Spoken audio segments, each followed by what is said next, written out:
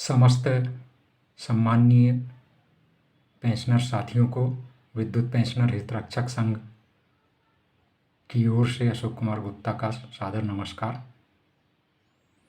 साथियों,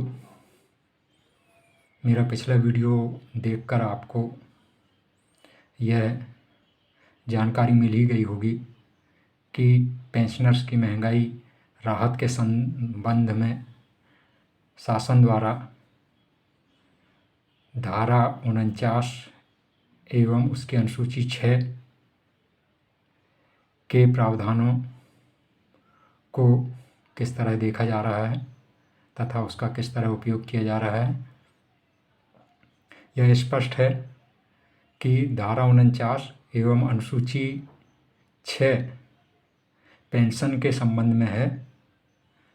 मध्य प्रदेश एवं छत्तीसगढ़ राज्य 76% एवं 24% के अनुपात में पेंशनर्स के कुल पेंशन व्यय का समायोजन प्रत्येक वित्तीय वर्ष की समाप्ति पर करेंगे। यह कुल मिलाकर उक्त धारा और अनुसूची 6 का प्रावधान है। किंतु आइए अब देखें कि इस धारा एवं अनुसूची 6 का किस तरह दुरुपयोग किया जा रहा है। शासन के समक्ष प्रथम रूप से यह सवाल खड़ा किया जा सकता है कि शासन पेंशनर्स के महंगाई राहत को पेंशन का भाग मानती है अथवा पेंशन से अलग मद में इसे मानती है। यदि पेंशन के मद में महंगाई राहत को मानती है तो फिर उसे पेंशन से संबंधित जो नियम हैं उनका पालन भी अक्षरशः करना चाहिए और महंगाई राहत को पेंशन मानकर पेंशन की तरह उसका भुगतान पेंशनर्स को करना चाहिए। यदि पेंशन के हिस्से के रूप में महंगाई राहत को नहीं माना जाता तो फिर ये धारा 49 और अनुसूची 6 भी उस पर लागू नहीं करना चाहिए, क्योंकि यह मात्र पेंशन से संबंधित है। अब आइए देखते हैं कि सरकार चूँकि अभी तक महंगाई राहत के लिए भी धारा 49 एवं अनुसूची 6 का उपयोग कर रही है, अतः हम यह मानकर कि महंगाई राहत पेंशन का ही एक भाग है, तो पेंशन के संबंध में क्या नियम हैं। माननीय सुप्रीम कोर्ट ने एक महत्वपूर्ण फैसला DS नकरा एवं others versus union of India 1983 तथा इसके पश्चात अनेक हाई कोर्ट एवं सुप्रीम कोर्ट के डिसीजन हुए हैं। एक डिसीजन अभी सिविल अपील क्रमांक 399 दिनांक 8/2/2021 pensioners versus Andhra Pradesh and union of India में जो निर्णय दिए हैं उसका महत्वपूर्ण सार मैं आपके समक्ष पढ़कर सुना रहा हूँ, जिसको सुनकर आपके समझ में यह आ जाएगा कि पेंशन कितनी महत्वपूर्ण है और अगर महंगाई राहत पेंशन का ही एक भाग है तो उसे पेंशन मानकर किस तरह उसका भुगतान किया जाना चाहिए।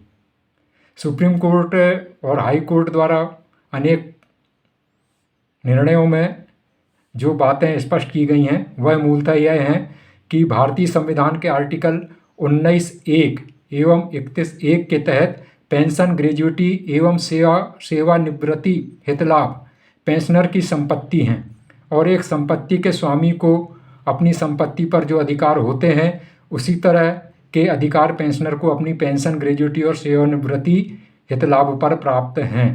पेंशन पेंशनर का संवैधानिक मूल अधिकार है। पेंशन खैरात, उपहार या भीख नहीं है, बल्कि किसी कर्मचारी द्वारा अपनी दीर्घ, निरंतर, विश्वसनीय तथा बेदाग सेवा के प्रतिफल स्वरूप अर्जित लाभ है।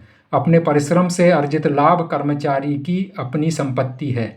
संविधान के आर्टिकल 300 के तहत प्राप्त संरक्षण के होते उसे इस संपत्ति से वंचित नहीं किया जा सकता। फंड का संकट पेंशन ग्रेजुएटी और सेवानिवृत्ति हितलाभ का भुगतान नहीं करने हेतु कोई वैध कारण नहीं है। पेंशन पेंशनर की विलंबित आय डेफर्ड इनकम है, जिसे नियोक्ता उसे सेवानिवृत्ति के पश्चात लौटाता है।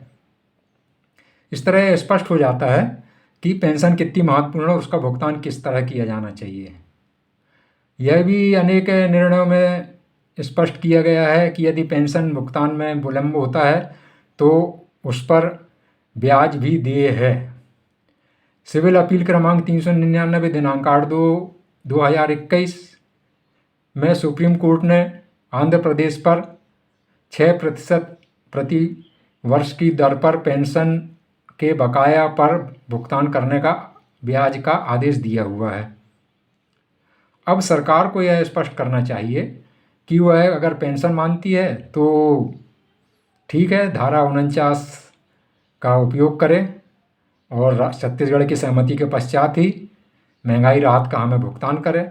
लेकिन जो केंद्र सरकार द्वारा घोषित दिनांक है, उस दिनांक से जिस दिनांक तक राज्य शासन पेंशनर को महंगाई राहत का भुगतान करने में विलंब करती है और इसके पश्चात विद्युत कंपनियां अपने विद्युत पेंशनर्स को महंगाई राहत का भुगतान करने में विलंब करती हैं, उतनी अवधि का ब्याज भी भुगतान करें। लेकिन यह नहीं होगा कि शासन अपनी सुविधानुसार नियमों की अपने हिसाब से उपयोग करें। जब चाहे उसे पेंशन मान ले और जब चाहे उसे पेंशन से अलग बतला दे। विद्युत पेंशनर के लिए सबसे बड़ी समस्या ये है कि उसे राज्य पेंशनर के साथ में जोड़कर देखा जाता है, जबकि हमारा राज्य पेंशनर के साथ में कोई सीधा संबंध नहीं है। शासन का तो यह रुख है कि वह हमें न सरकारी कर्मचारी या पेंशनर मानती है, न आपको लोकल अथॉरिटी, स्थानीय निकायों, पंचायत, नगर निगम, मंडल निगम आदि के पेंशनर ही मानती है, बल्कि हमारे कंपनी के जो कहना चाहिए बहुत ज़्यादा ज्ञानवान जो हमारे वित्तीय अधिकारी महोदय हैं सभी कंपनियों में, वे सीए के ओपिनियन के आधार पर हमें अदर कैटेगरी, मतलब ना हम सरकारी हैं ना हम निगम मंडल के हैं, बल्कि एक अदर कैटेगरी के हम लोग एक कर्मचारी या पेंशनर्स हैं, यह ट्रीट करते हैं। तो जब सरकारी नहीं हैं तो फिर हमारे ऊपर ये सरकारी नियम क्यों लादे जाते हैं? आप एक तरफ तो हर तरह के सरकारी नियम हम पे लादते हैं। सरकारी ऊर्जा मंत्रालय हमारी विद्युत कंपनियों को चलाता है, 100% स्वामित्व की विद्युत कंपनियां हैं, हमें पब्लिक सर्वेंट, लोक सेवक माना जाता है। हमें सरकारी कंपनियों द्वारा पेंशन का भुगतान किया जाता है। हम मूलतः मध्य प्रदेश विद्युत मंडल के कर्मचारी या अधिकारी हैं जिनकी सेवाएं विद्युत कंपनियों को सौंपी गई थीं, लेकिन हम पर वही नियम लागू होंगे जो मूलतः विद्युत मंडल पर लागू थे। इन सब के बावजूद हमारे ऊपर राज्य शासन के अनावश्यक नियम प्रभावी किए जा रहे हैं और हमें महंगाई राहत देने में विलंब किया जा रहा है। अभी आपने देखा होगा कि पावर मैनेजमेंट कंपनी पश्चिम क्षेत्र की कंपनी ने 11% वृद्धि करते हुए कुल 31% महंगाई भत्ता नियमित कर्मचारियों एवं अधिकारियों हेतु स्वीकृत कर दिया है। आज दैनिक भास्कर में यह खबर है कि छत्तीसगढ़ को सहमति हेतु पत्र भेजा गया है। मध्य प्रदेश शासन को जब छत्तीसगढ़ की सहमति प्राप्त हो जाएगी तो पेंशनर्स को बाकी महंगाई भत्ता भुगतान कर दिया जाएगा। इस तरह से यह जो प्रक्रिया अपनाई जा रही है, कुल मिला के इस धारा 49 और अनुसूची 6 के दुरुपयोग का स्पष्ट मामला बनता है। मेरे कुछ ध्यान में ऐसे साथी हैं जो सेवानिवृत्ति के पश्चात लॉ ग्रेजुएट होने के कारण अपनी प्रैक्टिस कर रहे हैं। एक हमारे बहुत वरिष्ठ साथी श्री अजय नंदा जी जबलपुर में हैं जो हाई कोर्ट जबलपुर में प्रैक्टिस कर रहे हैं। एक हमारे भाई के शर्मा अधीर ग्वालियर से हैं जो ग्वालियर हाई कोर्ट में प्रैक्टिस कर रहे हैं, मेरा इन दोनों बंधुओं से निवेदन है कि वे पेंशनर हित में अगर उचित लगे तो हाई कोर्ट में यह केस लगावें कि किस तरह धारा 49 और अनुसूची 6 का विद्युत पेंशनर्स के लिए दुरुपयोग किया जा रहा है। मैं उनको पूरे तथ्य उपलब्ध कराने के लिए तैयार हूँ और संघ की ओर से अधिवक्ता फीस तो ठीक है नहीं दे पाएंगे, लेकिन यह है कि कोर्ट का जो भी खर्च होएगा, कोर्ट फी वगैरह जो लगती है, वह हम देने को तैयार हैं यदि ये दोनों मेरे वरिष्ठ साथी मेरी बात सुन रहे हैं और अपना सहयोग देने को तैयार हैं। तो आगे इस पर एक हाई कोर्ट में केस भी लगाया जा सकता है, क्योंकि धारा 49 और इसकी 6 अनुसूची को समाप्त करना बहुत जटिल प्रक्रिया है। एक तो इसको हमें इससे कोई मतलब है ही नहीं है, इसलिए इसे समाप्त करें ना करें इससे हमें कोई लेना देना नहीं है। हमें तो सिर्फ यह मांग करना चाहिए कि हमें इस धारा से मुक्ति दिलाई जाए। है हमारे ऊपर इसका दुरुपयोग किया जा रहा है, हमें इस धारा से मुक्ति दिलाई जाए। विद्युत पेंशनर्स को इस धारा से कोई सीधा संबंध नहीं है। हमारा सिर्फ इतना लिंक जोड़ा जा रहा है राज्य पेंशनर्सों की, राज्य पेंशनर्स या कर्मचारियों को जब महंगाई भत्ता स्वीकृत होगा, पेंशनर्स राज्य पेंशनर्स को जब महंगाई राहत स्वीकृत की जाएगी, इसके पश्चात ही विद्युत कंपनियों के पेंशनर्स को महंगाई राहत दी जाएगी, क्योंकि विद्युत पेंशनर्स और विद्युत कर्मचारियों के लिए वर्ष 1/1/2006 से राज्य शासन के सदृश वेतनमान लागू कर दिया गया है। अतः उसके जब तक राज्य शासन स्वीकृत नहीं करेगा तो विद्युत कंपनियां भी अपने पेंशनर्स को महंगाई राहत स्वीकृत नहीं करेंगे।